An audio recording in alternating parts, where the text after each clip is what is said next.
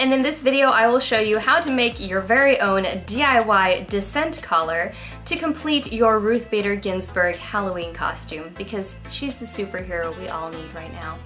If you want to see more videos like this one, let me know in the comments below. If you're not already subscribed to my channel, please hit that subscribe button, hit the notification bell next to it so you get updates when I post new videos. Follow me on social media at Katrinaosity, check out my podcast at MDXpods.com, and if you enjoyed this video, please click the like button, it really helps me out. For this project, you'll need stiff black felt, ribbon, assortment of rhinestones, scissors, seed beads, E6000, toothpicks, a paintbrush, yellow paint, and chalk. Begin by folding over your stiff felt and then cut the neck hole starting at the center of the fold. You'll want to cut the neck hole so that it fits you specifically. So start on the smaller side and then make sure that you hold it up to your neck to find that it's the right size, and then make adjustments accordingly, always cutting when it's folded in half. Then fold it back in half and mark the general area of the collar with chalk. Start working on the spacing of each of your rows. Each of the rhinestone rows will have a row of seed beads in between it, so make sure you plan accordingly. Since you're using chalk, if you make any mistakes, you can brush off the excess chalk and remark the area. Once you're happy with the number of rows you have, mark the upper edge of the collar and cut there, and then cut a space around the collar so that you don't have any excess felt to work with as you cut the scalloped edge. I just looked at photos of her collar and made sure to match up the scallops on my collar with hers, varying them slightly in length and width. Once you've cut the scalloped edge, put a large bead of E6000 on the back of your collar along the neckline.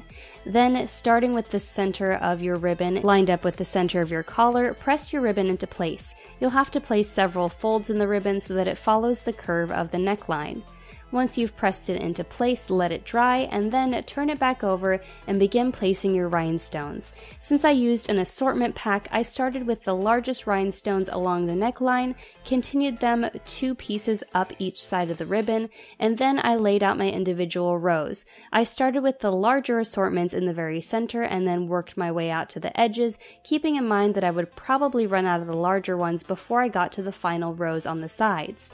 Once I had placed all of the rows, then I individually glued each rhinestone down, and once I had glued all of the rhinestone rows, I went in with a toothpick and placed a small bead of E6000, and then pressed each of the seed beads individually into place. I used silver seed beads, but you could use puff paint instead. Then, after the entire thing had dried, I went in with a paintbrush and heavily diluted some yellow paint just to create a slight yellow wash over every other row on the collar. Hers has yellow rhinestones and clear rhinestones, but since I only had clear ones, I did this to add a little bit of color to the collar. And that is your finished project.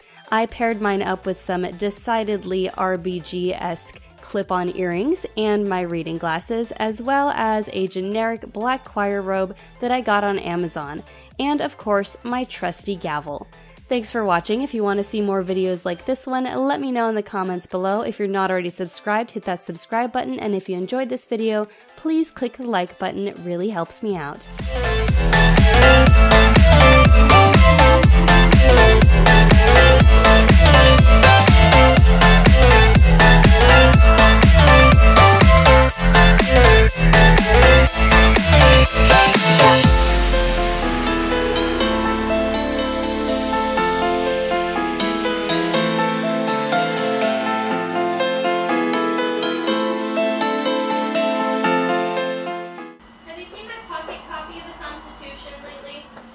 No, I have not. But just the way you asked, it's like a normal thing that I would see. Just.